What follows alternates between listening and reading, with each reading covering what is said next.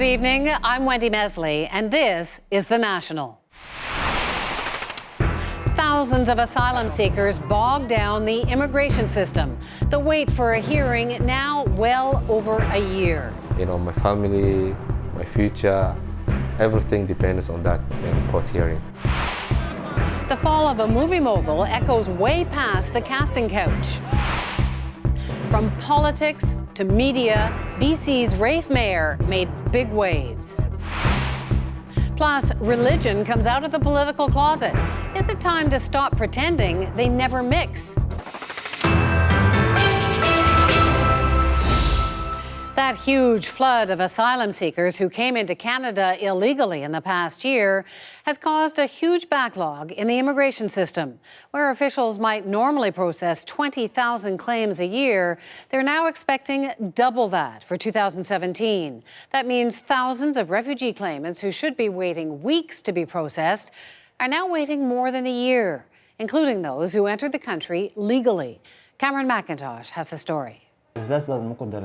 They dream the Canadian dream. Goulet Omar and Abdikadir Omar aren't related, but both are asylum seekers passing the days waiting for refugee board hearings, delayed indefinitely. I wanted to present my case in front of the judge. We first met the two early this year in Mexico City, both fleeing political persecution in Africa, trying to get to Canada, saying the U.S. wasn't an option. They are against immigrant refugees. Days later, they did cross into the U.S. and ultimately made it to Manitoba, where they made refugee claims allowed under international convention. Hearings were scheduled in Winnipeg, then postponed. It was about 15 days to go, and actually I didn't even feel nervous because this is process, and I know everything will go by God's way. It's not just them. A process that's supposed to take at most 60 days is now taking 16 months. The Immigration and Refugee Board of Canada, which ultimately decides who can stay, is overwhelmed. This year, more than 13,000 asylum seekers have crossed illegally into Canada. More than half of those crossed into Quebec this summer, where the Immigration and Refugee Board says it's now focused almost exclusively on those arrivals. It's about how much person power we have to have members in a hearing room to hear these claims. Board funding is being reviewed. Meantime, this Winnipeg immigration lawyer says it's a problem for other claimants. Well, the hardship is they would like to move on with their lives. Right now, both men are looking for work. Refugee status would make that easier, along with the stability of knowing they can start building lives here. It's about, you know, everything that I stand for, you know, my family, my future. Everything depends on that court hearing. Whenever that time finally comes. Cameron McIntosh, CBC News, Winnipeg. Immigration is a flashpoint south of the border tonight, too. Donald Trump is using the so-called Dreamers as political pawns in his bid for tougher immigration measures. His administration has signaled that any deal to provide legal status to hundreds of thousands of immigrants brought to the U.S. illegally as children will happen only if Congress funds the wall and thousands of new enforcement agents. Ellen Morrow has more. Donald Trump prides himself on being the ultimate deal maker.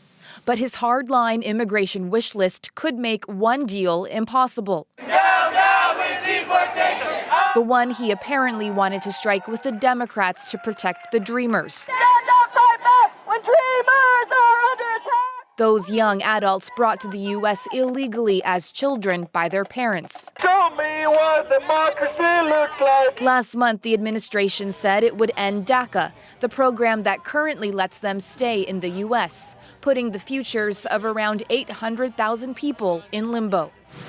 Still, at the time, Trump said he wanted to find a fix. We're talking about taking care of people that were brought here, people that have done a good job and were not brought here of their own volition. But in a letter to Congress yesterday, the president says his immigration reforms must be included as part of any legislation on DACA. For years, this country, including Capitol Hill and the Swamp, they've always asked, what more can we do for the illegal immigrant? What's fair to the illegal immigrant? This president is asking, what's fair to America? What's fair to the American worker? What's fair to the American community? But demanding money for the border wall is a non-starter for the Democrats. It also seems to be a harsher line than the president took last month after agreeing to work across the aisle. And the wall is going to be built. It'll be funded a little bit later. Now, Democratic leaders are fuming, writing the list includes the wall, which was explicitly ruled out of the negotiations. If the president was serious about protecting the Dreamers, his staff has not made a good faith effort to do so. So it seems compromise is still far away, and the pressure is growing among those who believe the Dreamers should be allowed to stay, because Congress only has a few months to find a solution. If it can't, those who want the Dreamers out may just get their wish. Ellen Morrow, CBC News, Washington. The Trump administration is also moving to repeal another Obama policy to decrease greenhouse gas emissions from power plants. Tomorrow in Washington, D.C., I'll be signing a proposed rule to withdraw the so-called Clean Power Plan of the past administration. The rule was created as part of the United States effort to meet its Paris Accord obligations. The repeal is part of Trump's broader plan to revive the coal industry and boost fossil fuel production. Whole sections of Northern California are under a state of emergency tonight as raging wildfires devour everything in their way. At least 10 people have died in what is now one of the worst wildfire seasons in the state's history. Dozens of active wildfires are currently burning across California, but it's the greater San Francisco Bay Area that has officials the most worried. Fires there have exploded in size due to high winds and dry conditions. Some 20,000 people have been forced from their homes, though for some, getting out was a frightening experience. Oh my God. Oh my God. No, stop. Stop. Go straight. Just go. And U.S. Vice President Mike Pence got a first-hand look at the wildfire situation in Southern California. Stepping off Air Force Two, Pence was greeted by a giant wall of thick black smoke near Anaheim before heading to a fundraiser. Several homes have been destroyed and at least 1,000 people have fled. A standoff in Spain may come to a head tomorrow after an illegal referendum and a violent crackdown. Catalonia is finally preparing to declare independence, and the fallout could spread across the EU and beyond. Catalonia occupies the northeastern tip of Spain, home to 7.5 million people. And Barcelona, Spain's second largest city. Right now, it is an autonomous region, partially self-governing. But a desire for total independence has simmered for decades, and many Catalans hope that dream will be realized tomorrow. Margaret Evans is there. Barcelona, as beautiful as ever, but the mood in the Catalan capital has turned a little ugly in recent days. On October 1st, the region's separatist government held an independence referendum, despite objections from the Spanish government, which sent in its police to stop the vote, with some pretty shocking scenes. Calls for an end to the long and troubled relationship between Catalonia and Spain grew louder. We deserve it. Catalan culture is distinct. The tradition of the Castellas, or human towers, just one example. Along with the Catalan language, that culture was suppressed for many years during the Franco dictatorship, and many Catalonians still associate Madrid with those days. But others say it's time to move on, that Spain, modern Spain, has changed. And pro-unity supporters took that message to the streets to insist it's possible to love both Catalonia and Spain. And we want to be Europeans and Spanish and Catalans. There's very little love lost between these two men. The Catalan president, Carles Puigdemont, says the people have spoken, even if voter turnout was only 43%, and that he plans to declare independence. The Spanish Prime Minister, Mariano Rajoy, is threatening to withdraw Catalonia's autonomy if he does. In the meantime, some of the big banks here say they're not going to stick around and watch the fight, that they'll move their headquarters from Barcelona to Madrid. In other words, it's a bit of a mess, and one that might have potential consequences for the European Union, worried that it might inspire separatist hopes in other parts of the EU. Margaret Evans, CBC News, Barcelona. France has already said it will not recognize an independent Catalonia, and the EU says it would have to apply to become a member state. But Spain has a great deal at stake, too. Catalonia is a wealthy region representing about a fifth of Spain's economy. Spain has 16 other autonomous regions that might demand independence if Catalonia leaves. There are also concerns that Catalonian independence could reignite secession movements in places like Scotland, Italy, and Canada. Coming up. Of course he's a white supremacist. One can ask the question, does he actually believe in it? The New Yorker's Adam Gopnik on what drives Trump supporters and who's pushing back. Plus, a visibly religious person of color now leads a federal party. Is Jagmeet Singh treated differently because of that? Outspoken, independent, and fiercely loyal to his home province, broadcaster and former BC politician Rafe Mayers has died at age 85. One of British Columbia's most passionate, some might say loudest advocates, Mayers was famously unafraid of a good fight. Belle Puri has more on his life and his legacy. I'm Rafe Mayers. My guest is Premier Gordon Campbell. Rafe Mayers was known for speaking his mind. $5 to a widow or a single mom with kids is a whole pile of money. This is not a personal vendetta at all. For nearly 2 decades, he was the outspoken host of a Vancouver radio show that made him a huge name in Canadian broadcasting. I'm not as enthusiastic about the compulsory aspects of the program. But before that, he was a lawyer and then a politician. He served for 5 years in the provincial legislature and held 4 different cabinet portfolios with the BC Social Credit Party. Today, former BC Premier Bill Vander Zalm remembered his old colleague. Rafe had a way of setting an objective, setting a goal, and going there. Nothing stopped him. Everything became his project, and you couldn't interfere with his project. But that's a good quality in many ways, because he got things done. Mayers became the voice of some people in BC who said no to the Charlottetown Accord, a package of proposed amendments to the Constitution of Canada. And that sparked protests outside the radio station where he worked and fiery exchanges on the air. Do you respect my right to say, look, that is important to me, and the answer is no? BC is not the only province in this nation that has an important future. On top of that, Mayers was an advocate for the environment and fierce opponent of fish farms. Fish farming is bad. There's no question about it. Winning admirers along the way. Rafe wasn't after anything. He wasn't after a job. He wasn't trying to run for government. His voice was unencumbered. Those closest to him knew a multifaceted personality. I'm sure he could quote every famous quote that Churchill ever made. Mayers loved politics, his family, his dogs, and fly fishing. Was he a loving husband? You bet. He was the best. Love of my life. Rafe Mayers was 85. Belle Puri, CBC News, Vancouver.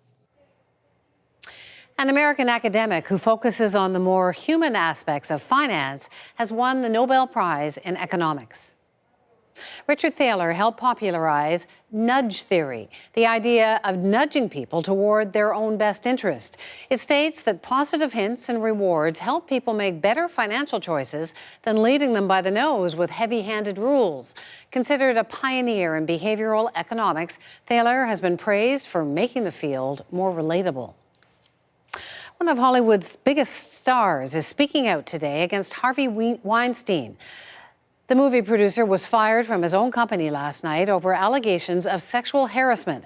As claims against him continue to emerge, so do wider discussions about abuse of power in the entertainment industry. Ron Charles has more on that. And the Golden Globe goes to Meryl Streep. When Meryl Streep's performance in The Iron Lady won her a Golden Globe in 2012, she offered divine praise for the producer who backed the film. I just want to thank my agent, Kevin Uvain, and God, Harvey Weinstein. By then, the man Streep was calling almighty had already come to secret financial settlements with 3 women who had accused him of sexual harassment. There would be at least 5 more such settlements. Yes. In a statement today, Streep wrote that she is appalled by what she calls the disgraceful news about Weinstein, but she added, "I did not know about his financial settlements with actresses and colleagues. I did not know about his having meetings in his hotel room, his bathroom, or other inappropriate coercive acts." Streep goes on to praise the women now coming forward as heroes who will ultimately change the game. Film critic Anne Hornaday says that game is now out in the open. The movie industry by no means is alone in being having sexism as a problem, but it does manifest itself in a way that, you know, it stretches all the way back to the casting couch. And it's almost part of the legend and lore of this movie culture that kind of romanticizes that behavior. But in Hollywood and beyond, that behavior is no longer romanticized or even tolerated. Fox News fired popular host Bill O'Reilly earlier this year after it was revealed he and the company paid out $13 million over 2 decades to settle harassment claims from 5 women.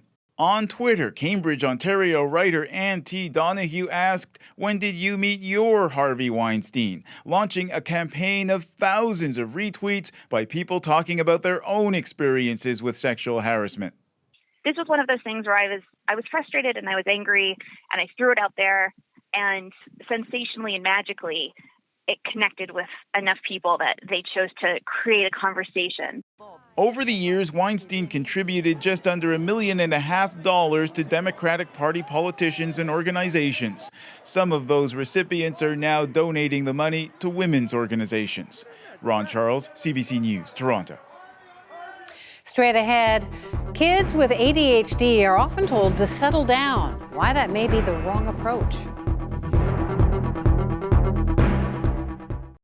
John Lennon is here in Canada selling peace. He is here in our studio tonight, along with Yoko and Rabbi Abraham Feinberg from Holy Blossom Temple. John, you've been terribly flattering to Canada since you've been around this week, and I'm just wondering how you can define that strain that seems to run through our national character. We say we have an inferiority complex in this country. What is it about Canada? Why is this peace movement being held here? It's like beyond me, the ins and outs of it. Why we're here doing these things in Canada. I can say things like, I know Canada wants to talk to China and all those things, but they're not exactly the point. It's something else that I can't define it. Probably but we came. Meant to be like it's like it's meant to be. We can only say it's like it's meant to be. But we came to Montreal first time for the bed-in by mistake. You know, I mean, I don't want to be insulting, but it happened by mistake. We ended up in Montreal. How by mistake? You mean you just... Well, originally we were planning to go to one place, and we went, and then ended up in the Bahamas, and then from the Bahamas we headed to Toronto and ended up in Canada. And our plan, we didn't have a plan. We ended up in Montreal doing a bed-in. By chance. By chance. Yes. And then we met a lot of nice people, you know, and of course we meet millions of people. Canada is the first country that we've been given help with our movement. Most people that approach us want something. Canada is the first place that has given us something. For instance, the media and the press treat us as human beings, Yes. which is, I'm astonished. They're very straight. I'm not used to it. We're very thankful about Well, we have always been, or at least we've considered ourselves to be a peace-loving nation and mediators to some extent. I would like to know why you wouldn't choose a place where war is going on right now, or where there is a dispute in progress. Vietnam, the Middle East? Because Canada chose us as much as we chose Canada.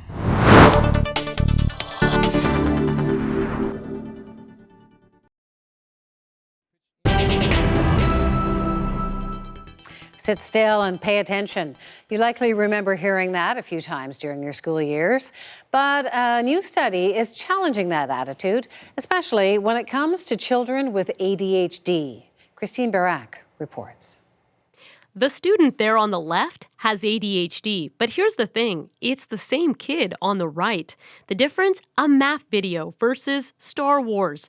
Now you may think that explains it. The math is boring and his brain is tuning out. The movie is far more engaging. But researchers say this study found the exact opposite. When the kids with ADHD move their most, they actually do their best cognitively. So when do you need to start working? Most people fidget when they're trying to listen and understand new information. Pen clicking, toe tapping, doodling helps keep the brain stimulated and alert. Kids with ADHD move for the same reason, but do it a lot more to compensate for a deficit in their brain. And they did actually find that it was the working memory that seemed to be what was causing the attentional problems within the classroom setting. Working memory is an executive function that's housed in the prefrontal area of the brain. It's where information is temporarily stored for recall and processing. For kids with ADHD, that section of the brain hasn't fully developed yet. The result? It's a bit like a cognitive house of cards. You can give them one instruction and it's no problem. They're able to do it and pay attention. But if you give them too many, it actually collapses the whole system and they end up not remembering anything. Medications for ADHD stimulate the brain so kids can be alert and maintain focus. Experts say movement has the same effect. I really hope that this sort of shifts or starts to shift our understanding of what it looks like for people to pay attention. Jane Arbour didn't want her son to be on camera. She says kids with ADHD are often punished and labeled as unmotivated or lazy because they can't sit still. These kids are the experts in what they need and how they best learn. And instead of getting in their way, we should get out of their way and support them. And that includes the schools. Researchers are now looking for ways to grow and promote working memory in kids with ADHD. Until then, experts insist a child who squirms to learn is as engaged, if not more so, than a child who sits perfectly still. Christine Burak, CBC News, Toronto. It's a company that often markets itself as being body image positive. But Dove is being accused again of making tone-deaf ads. The latest came this weekend, a 3-second ad Dove put up on its Facebook page. It didn't take much longer than that for the reaction to start. Dove's racist advertising is nothing new, just the most recent of many, said one. Okay, Dove, one racist ad makes you suspect. 2 racist ads makes you kind of guilty. They were referring to this ad, which also elicited backlash back in 2011. The company pulled the most recent ad within 24 hours and apologized. An image we recently posted on Facebook missed the mark in representing women of color thoughtfully. We deeply regret the offense it caused. That didn't end the anger. What was the mark? One Dove user said on the company's Facebook page. I mean, anyone with eyes can see how offensive this is. Not one person on your staff objected to this? Wow. Coming up, there's no avoiding race when New Yorker writer and honorary Canadian Adam Gopnik talks about Donald Trump. He only understands domination in a very primitive way. It's real plantation mentality talking. But first, the NDP's new leader tests our ideas on religion and politics. We'll have the volatile discussion you may have avoided over Thanksgiving dinner. But first, let's check the day's business numbers. Canadian markets were closed for Thanksgiving. In New York, the Dow lost 12 points. The price of oil closed up 25 cents a barrel.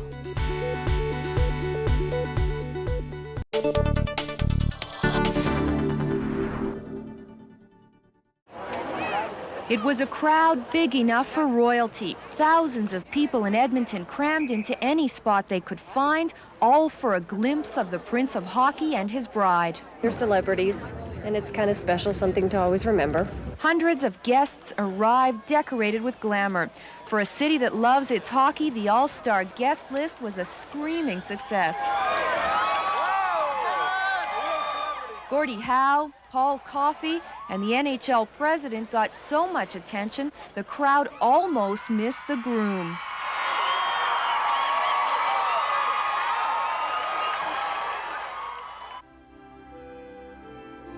The bride had slipped in the back door, and inside a private production crew captured the traditional ceremony with the Edmonton Symphony playing background music and the bride's expensive designer dress.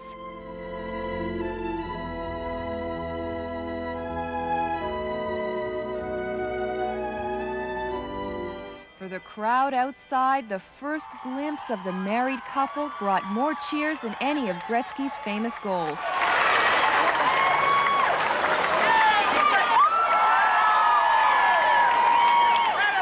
Canada's favorite hockey hero and his love story have captured so many hearts here. Well-wishers lined almost every inch of the route to the wedding reception. The Gretzkys are keeping their honeymoon plans a secret. After a very public wedding, they are looking forward to a very private honeymoon. Susan Bonner, CBC News, Edmonton.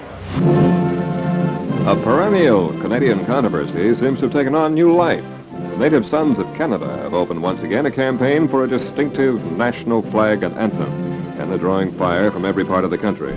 And so we're joined tonight in one of the most emotion-packed issues of our time, an issue which some people say should not have been brought up at all. I believe that today a flag designed around the maple leaf will symbolize and be a true reflection of the new Canada. When a prime minister decides that he's going to trample on the things of the spirit, then indeed we've arrived at a position not in keeping with the principles of democracy. Flag of Canada there will have to be 4 igloos, 3 totem poles, 2 codfish, and a hint of a fleur-de-lis. We can live under the same flag we've been living under ever since Canada existed, as far as I'm concerned. One day. British flag, right? We're Canada, we're a nation. I would prefer more leaves and like a tree effect. I think it should have maybe 2 flags. Be nice. And a hint of a fleur-de-lis. The federal government's proposed new flag flies for the first time on Parliament Hill. The new flag was run up the flagpole despite a last-ditch effort by the Conservative opposition to prevent it, and an attempt by an individual MP to haul it down. An argument over the new design was waged between several MPs gathered around the flagpole.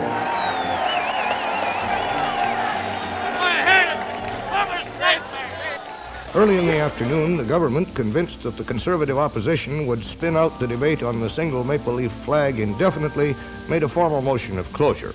And there were immediate complaints from the opposition that the cabinet was throttling freedom of speech.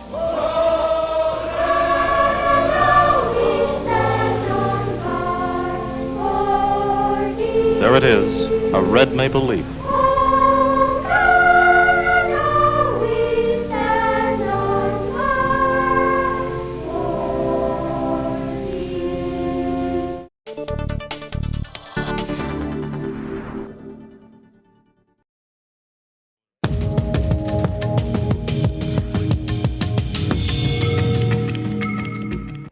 Time now for our old Sunday talk on a holiday Monday. This week, our panelists will kick around everybody's favorite family dinner debate, politics and religion. The new NDP leader, Jagmeet Singh, has been accused of all sorts of agendas. Fair game, or is there something else going on? Singh doesn't look like your typical party leader, from his sense of style to his turban and kirpan. He has many Canadians talking. We know you're in bed with Sharia. We know you're in bed with the Muslim Brotherhood. His response to the heckler went viral. We welcome you. We love you. We support you, and we love you. And in Quebec, where the separation of church and state has taken a strong hold, a different kind of religious challenge. Montée de la gauche religieuse. The leader of the Bloc Québécois called Singh's promotion of religious values unacceptable. Actually, it's not the turban itself. It's what it means. And then last week, this. Do you think that some Canadian Sikhs go too far when they honor Talvinder Singh Parmar as a martyr of the Sikh nation, when they put up posters of him as a shaheed, a martyr. Singh was roundly criticized for refusing to denounce the man seen as the mastermind of the Air India bombing that killed more than 300 people, most of them Canadian. I don't know who was responsible, but I think we need to find out who's truly responsible. We need to make sure that the investigation actually results in a conviction of someone who's actually responsible. I'm joined by our panelists now. Jonathan Kay is an author and freelance columnist. Tasha Carradine is a radio talk show host. And Lincoln Blades is a columnist with Teen Vogue. So for this one, Tasha, I'm going to start with you. So when Jagmeet Singh was elected, the first person of color to be a national leader in this country, lots of celebration, lots of happy people, but then all of these questions about his religion. What do you think? Are the questions fair game, or is he being treated differently? I think that some of them are unfair. The heckler clearly was trying to draw an association between his appearance and the Muslim faith, which he is not a Muslim, and she admitted she knew that, I think, based on ignorance of people who might see that video.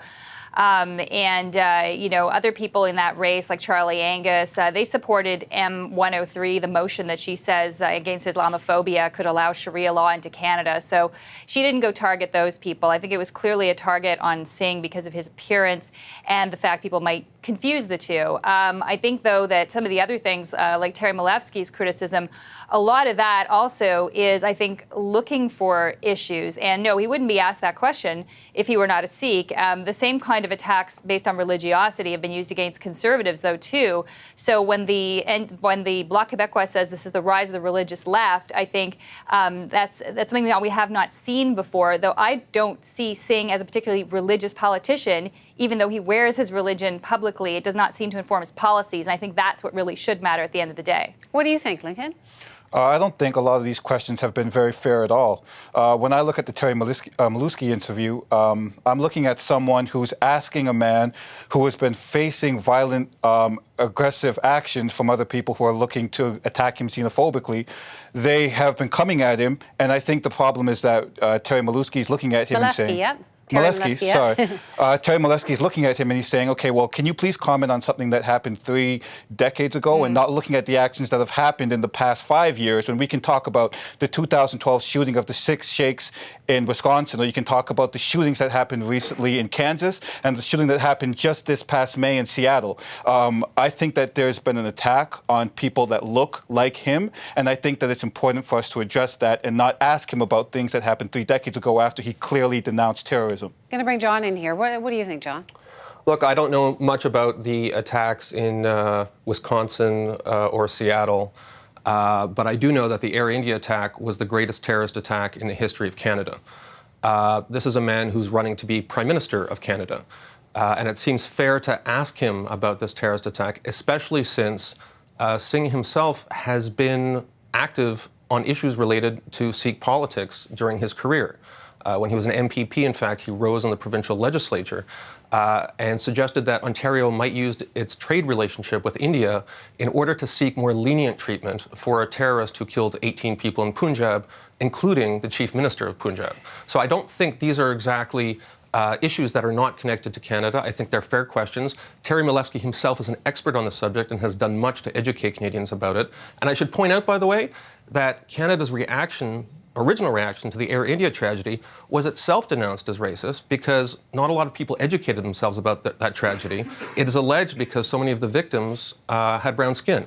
And so now you have a journalist like Terry Milewski who's giving that issue the respect it's due, and he's been doing it for years. He's one of the few Canadian journalists who've done that, and people accuse him of racism. I actually think that's ridiculous. What do you think, Tasha? Or go ahead, Lincoln, you were getting in there. I was going to say that when you look at the recent news peg, if you had to attach his comments, there is absolutely no recent news peg to ask him other than the fact that he's a Sheikh man. Not every question has to be about a news peg. When you talk about him, and you talk about what he went through and what made him a viral sensation, it was being accosted by a white woman at a time when white supremacists and white nationalism is a big talking point. It would have been a better question to ask him about his response to that as being a victim instead of asking him in a way that should frame him as some sort of terrorist. I think that there were many questions Terry Milewski could have asked. Asking Singh about the Air India bombing, yes, I agree with John. It was a huge terrorist incident 30 years ago. Singh himself, I think, was 6 at the time when it happened. And I think that what he could have asked him rather is there is an issue about his relationship with India. Singh has been denied a visa to India because he's spoken out against the Indian government. If you want to be leader of Canada, the relationship between our country and India is an important one. That, to me, would be a more relevant line of questioning, if you will, than dealing with the terrorist issue. Both, though, would have to do with the fact that Singh is of the Sikh faith, and that could cause complications in that relationship. So I want to move on to a broader issue here. There's this idea of the separation of church and state, John, in Canada, and very much pushback in Quebec for him being so open, wearing all the symbols of his religion. Is he changing something? Is something changing? Should it change? Look, I think Canadians have a somewhat hypocritical attitude about the distinction between church and state. I actually think Canadians are probably less threatened by somebody who's a Sikh or perhaps Jewish or Muslim or Hindu.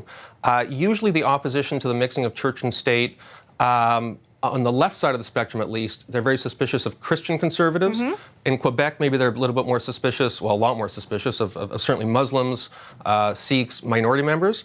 But I think what this is exposing to a certain extent on the Canadian left is that although Canadian left is very suspicious of Christianity, they sometimes give a pass to minority religions.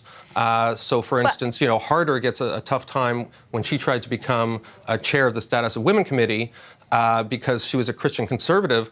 And then people stare at their shoes when you point out by the standards that the Liberals imposed, an observant Muslim or an observant Jew couldn't meet the test that the Liberals imposed for that office. I think one of the reasons that is because with regard to Christian conservatives, and that's a good example of the committee, is that there's the tension about abortion rights in this country and gay rights in this country, and the clash that we've seen at the legal level, at the political level, of religious groups and political groups and different views. And I think that is why the Christian conservatives have been targeted in this way. And this is what I find interesting here, is that the left now has this to deal with. But again, does it inform his politics? That is the test to me. And I think that is really, unless it's seen to influence directly policy statements he has on a variety of economic or personal or social issues, then it should not be relevant when you are questioning him in the media.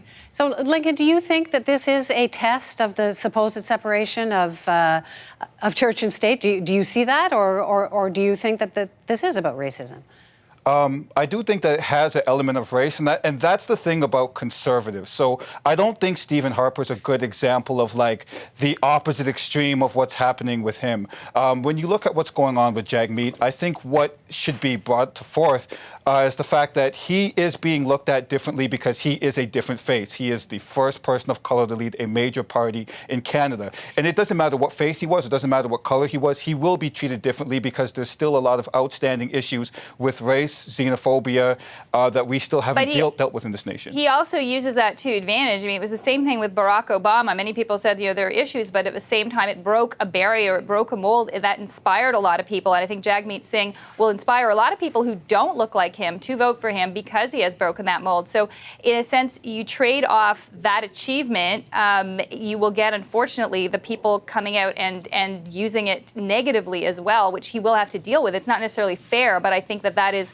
what is happening here. Lincoln? Yeah, I think that Jagmeet's, his campaign is going to be very similar to Barack Obama's 07-08 campaign in the sense that he is going to activate a lot of people by being able to bridge a lot of gaps. I don't look at him, and I think a lot of young people who aren't part of these polls, I don't think they look at him as an ultra-religious figure. I think they look at him as someone who can actually bridge gaps to different communities. So, John, I wonder, there's been a big demographic change in Canada in the last few years. I mean, maybe this idea of keeping religion out of politics, is that changing? Well, to a certain extent, I don't think Singh is a good example of that because he seems extremely socially liberal. Mm-hmm. His views on LGBT issues, for instance, are completely doctrinaire by the standards of the NDP. He himself, he changed his name. I believe his original surname was Dhaliwal. He changed it because it had caste overtones, and he wanted to rid himself of that. He seems like an extremely socially liberal and, in fact, an electable person. I personally find it inspiring. His story is inspiring. As Lincoln said, he has faced a lot of racism, but if he is going to run to be prime minister, he's got to face all sorts of questions, not just the questions about the adversity he's faced, but the questions about his attitudes. And his answers to Terry Milewski's questions about the Air India bombing, his suggestion, for instance, that we don't know who the true culprits were, that actually is very disturbing to me. Props on Terry for asking that question, and I'm sorry Singh's answer suggested that he doesn't know what everybody else knows, which is who bombed that airplane. Last quick point to you, Tasha.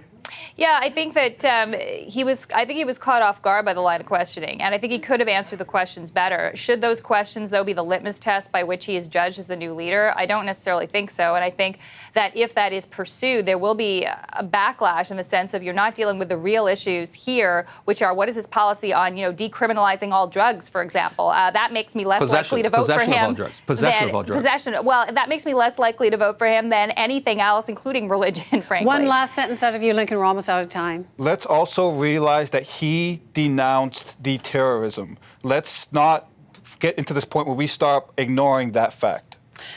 So much more to talk about on this issue. I'm sure it's not the last time we'll broach this. Thanks so much. Lovely to see you. Thank you. Thank you. Bye-bye. Thanks. Up next, strong views from the New Yorker's Adam Gopnik. He decodes what Donald Trump is really saying when he slams athletes for their protests. It's been 10 years since 3 young men from Mississauga launched a rock band called Triumph. They've learned the secret of turning heavy metal into gold.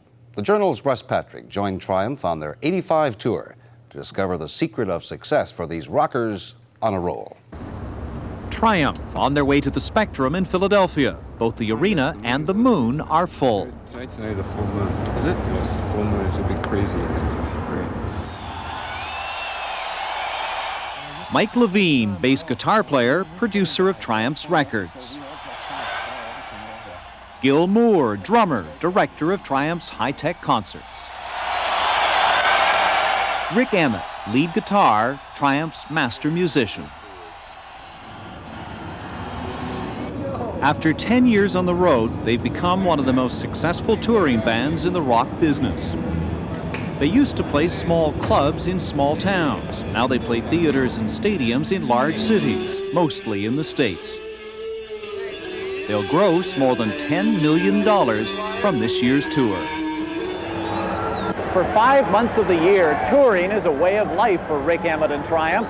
This sold-out concert at the Spectrum in Philadelphia is just one of 94 stops on the 85 tour. I'm not sure how the rock and roll show is. For most rock bands, tours are money-losing promotion gimmicks tied to the release of new recordings. But for Triumph, tours turn a profit. Okay, everybody ready to go. Let's stand by and cue house lights. 2 black in 5, 4, 3, 2, 1.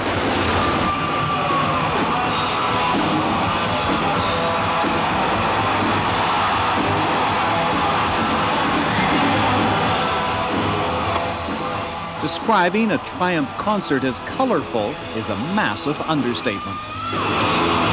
Complete with laser light shows and onstage explosions, they're among the most technically sophisticated of any in the rock world. Some critics have said Triumph is a triumph of showbiz spectacle over musical substance. But drummer Gil Moore, who puts the show together, doesn't buy the all glitz, no substance criticism. With the technology that's available, it's possible to make a concert a really audio-visual extravaganza in the true sense of the word, and to enhance what you're doing musically. That is the key, is to enhance the music. The spectacle is called arena rock.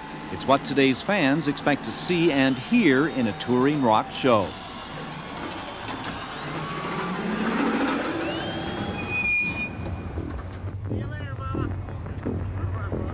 When they're on the road, the Triumph Trio tours Thursday through Sunday. They spend the rest of the week at company headquarters in Mississauga near Toronto. Rock and roll is a fiercely competitive business, but Triumph has survived. Every day when I wake up, I realize there's another band that's, a mile down the road that's coming along, and But you guys have survived for 10 years. Why? We're tough. We're tough, We fight hard, we fight clean, and we've acquired the skills.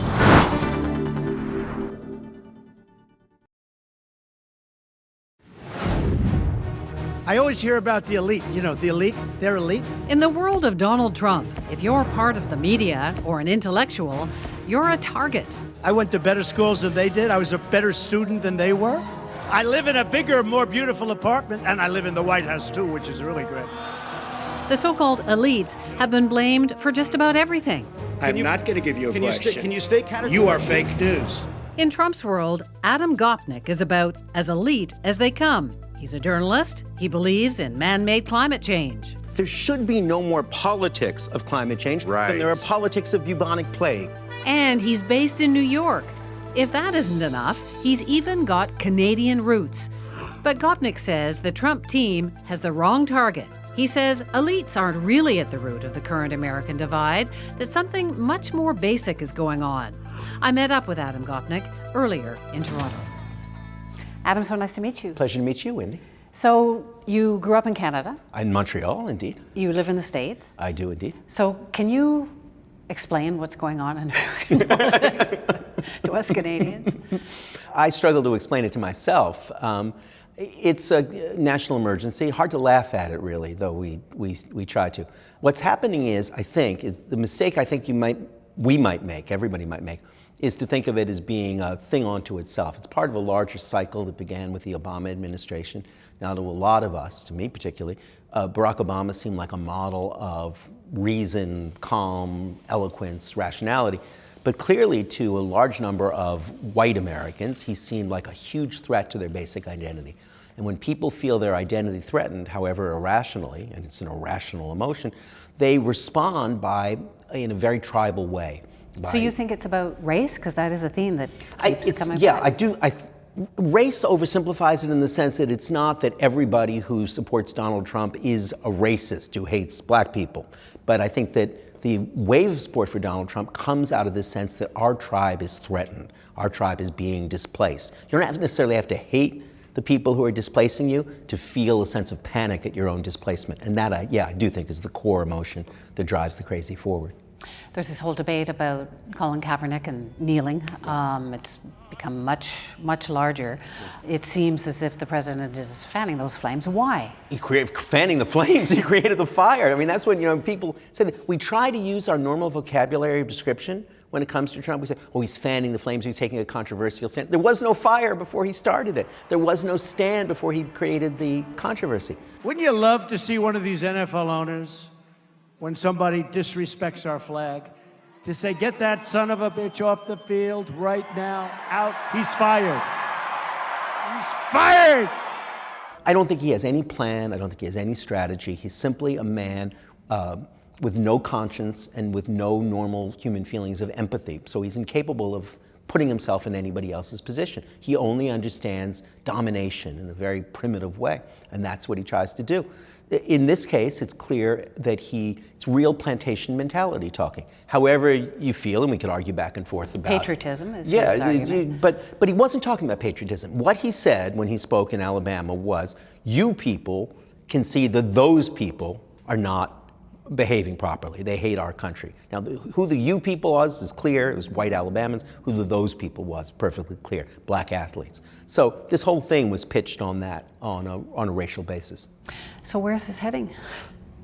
Are things going to get better or worse? I think that the good news is, if there's any good news in this ongoing emergency, is that the civic resources of the United States have proven to be stronger than some of us thought they would be. The people just have been showing more nerve when LeBron James writes a tweet that begins, "You bum." Now, that's not something that Chuck Schumer, that's not something that politicians would typically do, but it's something that comedians and athletes, swimsuit models have found and been readier to do. And I think it's great when you see that kind of nerve being shown by a guy like LeBron James. And I think that in a broader level, you can see that the capacity to protest and resist remains very, very strong. The word white supremacist is being thrown around a lot lately. Is he a white supremacist? Of course he's a white supremacist. I mean, it's one of those, one can ask the question, does he actually believe in it, or does he just find it useful to say? Because he's a man who doesn't actually believe in anything. He came to note politically on birtherism. Birtherism was the single most vile, racist campaign that anyone could have. It was based on the totally lying pretense that the first black president was not an American. That's what it was. Why doesn't he show his birth certificate? Now all we have to do is find out whether or not it was real.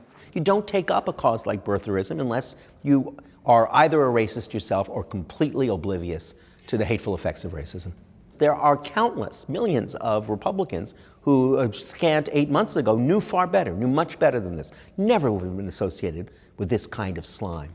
But there's this horrible thing that happens when the world becomes tribalized, and that is that you side with your tribe even when you know your tribe is wrong. And that's what I think is going on in American right-wing politics now. A lot of people know just how bad this guy is. They know how bad and hateful these kinds of statements are, but they're frightened. They hate liberals so much more than they love their own principles, that it warps their judgment. When Trump was first elected, a lot of the media had said there's no way it's going to be Hillary Clinton. They were attacked for that, and they were also attacked for not identifying with all of the people in the flyover states, as they became known, and the hard times that they were going through. But now race has become an issue. Well, at the time, everyone was saying, well, it's about economic hardship, well, and no one else was listening. I was not saying that, because anyone who had studied the issues shouldn't have said that, because it was never about economic hardship. There was never any correlation between economic distress and people who supported Trump. People who supported Trump were people who supported the Republican Party. There's no correlation between those two things, and it just was a myth that was created largely by the people on the East Coast who were trying to understand, trying to empathize with the elites created in an effort to empathize with the pathos of the Trump supporters. That was never an issue. You know, the same thing happened in the 1960s in the United States. Sweet land of liberty. You had enormous social change, and it ended with the Nixon years, which were a reaction very similar in lots of ways to this one, to a period of intense social change. So where are the Democrats going to go? What happens now, or is there a third party? What's I think one of the striking things, and you have to be honest about it, is that the official leadership of the Democratic Party, the Chuck Schumers and Nancy Pelosi's worthy people, have been remarkably ineffective in countering Trump. And sort of the counter-establishment, from LeBron James through Jimmy Kimmel, have been far more effective. And I think it's one of the most striking things of this past year is how effective the non-official liberal voices have been. We have a major problem with gun violence in this country, and I guess they don't care. And if I'm wrong on that, fine, do something about it, because I'm sick of it. And I suspect that just as Trump rose from the non-official voices of the Republican Party, I suspect that the next leader of liberalism in the country will rise from the unexpected reaches of it. You grew up in Canada? I did indeed. One huge difference between Canada and the US is the belief in man-made climate change. How do you explain that? Like, in whose interest is it to deny man-made climate change? The answer is, and this is one of the most frightening things that's happened in the United States, is that issues become tribalized, as I was saying before. In other words, the reason to oppose, and you hear people saying this, right? The reason you oppose the idea of global warming, despite the overwhelming evidence of its taking place, is because Al Gore believes in it. It's because you would rather frustrate and bedevil your tribal opponent. You'd rather frustrate and bedevil liberals than protect your own children, and it's become a narrower time frame than that, than protect your own children from bad consequences. When your politics become part of your identity rather than part of your ideas, then that always happens, and it's a disaster. It's been great to talk to you, Adam. Pleasure talking to you, Wendy. Thank you. Straight ahead, a Calgary artist weaves together the story of how we use oil. It goes back centuries more than you might think. I'm Laura Lynch. Tomorrow on The Current, rethinking infidelity. Couples therapist Esther Perel says extramarital affairs are erotic plots, which teach us a lot about ourselves and the state of modern marriage. That's on The Current weekdays at 8:30 on CBC Radio 1.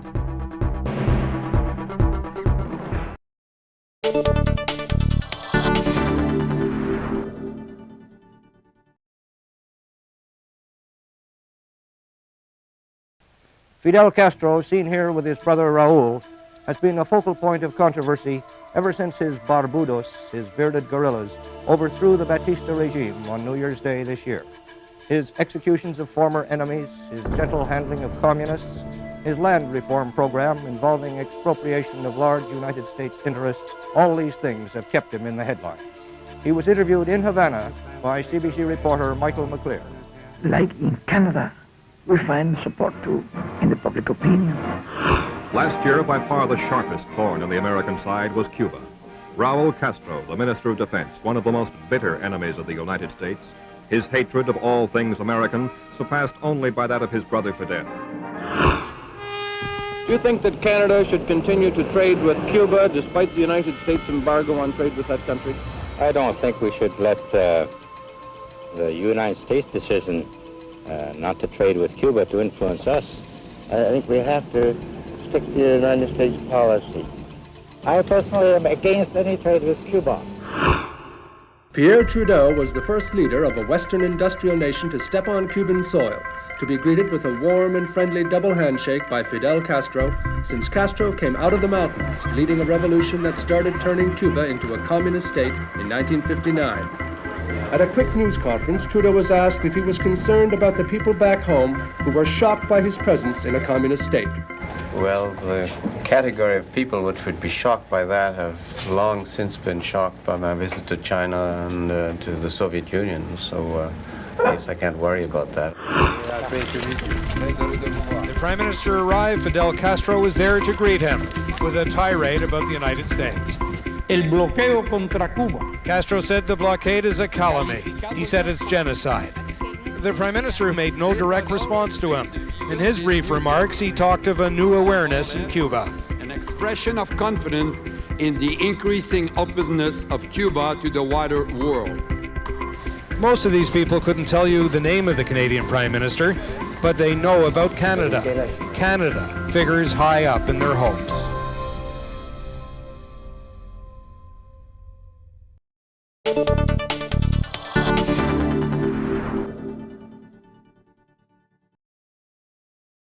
But I'm Chris Jericho.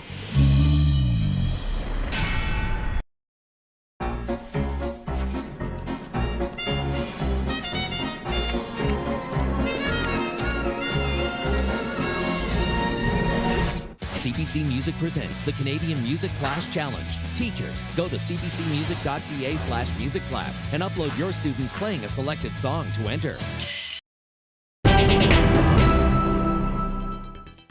The world's relationship with oil is complicated, to say the least, and stories about the resource have been told in many ways in the past, but never quite like this. A Calgary artist has spent years meticulously threading together a narrative. Carolyn Dunn went to check it out. By now, Sandra Sawatsky is a master of stitching. After all, she's been at it 9.5 hours of every day for the last 3 years. It was contemplative, it was meditative, it was also just really fun. It started nearly a decade ago when Sawatsky first imagined telling a story with needle and thread. Mind you, not just any story. So I wanted to do, I don't know, something iconic, and I thought, well, what is that big story that's changed the world? And oil has changed the world. Sawatsky's goal was to portray oil through the ages, so she researched and sketched scenes at a rate of 3 meters a week. Giant sketches like this one of ancient Mesopotamia, where the people in what is now Iraq and Kuwait discovered oil bubbling up on their land. They used it to waterproof their reed houses, they waterproofed their boats. The end result of years of sketching and stitching? This. 8 panels of hand-embroidered vignettes depicting how oil has affected human civilizations around the world. The tapestry is 67 meters long. That's wider than a Canadian football field. It never seemed so onerous because I was only completing the next 3 feet, which was really, I'm only completing the next stitch. And that's really how everything gets done. It only became overwhelming when Sawatsky saw her years of work completed. This is the first time I've seen it up, and it's a lot to take in, I think. The black gold tapestry, as it's called, is a textile art history lesson, detailing the many ways oil has been used. Egyptians embalmed bodies with it. Others made shelter. It drove the Industrial Revolution and fueled economies. It has also played a role in wars, and its use has played a role in polluting the earth. And I think that's what I try to do, is like just show how much we've used it in so many astonishing ways, and for good and bad and fun and inventiveness. When the Glenbow Museum saw it, they knew it had to have its own exhibit. But honestly, until you see it in person, you just can't appreciate how amazing it is in terms of the craftsmanship, the artistry, and the scope of it. The exhibit will be on display until May. Our relationship with oil, inevitably much longer. Carolyn Dunn, CBC News, Calgary. And before we go, another look at one of the developing stories we're following tonight. Raging wildfires have forced thousands of people from their homes across California, from the greater San Francisco Bay Area, where several fires have exploded in size since Sunday, to the Anaheim region, where a large fire is moving dangerously fast. Strong winds and dry conditions are blamed for the rapid spread of the flames. And that's the National for this Monday night. For news at any hour, you can always go to cbcnews.ca. I'm Wendy Mesley. Thanks for watching.